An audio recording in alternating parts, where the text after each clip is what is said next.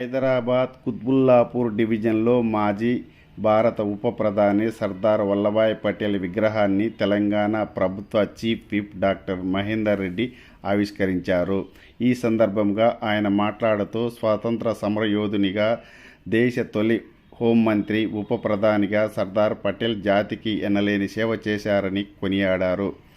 హైదరాబాద్ విలీనంతో పాటు దేశంలో అరాచక శక్తుల ఆటలు కట్టించిన ఘనత సర్దార్ పటేల్దేనని ఆయన అన్నారు.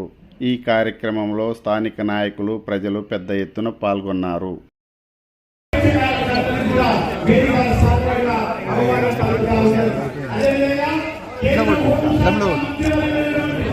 విగ్రహావిష్కరణ చేసుకోవడం జరిగింది. సర్దార్ వల్లభాయ్ పటేల్ గారు భారతదేశ స్వతంత్రం రావడానికి ముందంజలో ఉన్నటువంటి ఉక్కు మనిషి. భారతదేశానికి ఉప ప్రధానిగా, హోంమంత్రిగా భారతదేశానికి పదవి బాధ్యతలు స్వీకరించి దేశాన్ని ఎంతో ముందుకు తీసుకుపోయినటువంటి మహానుభావుడు.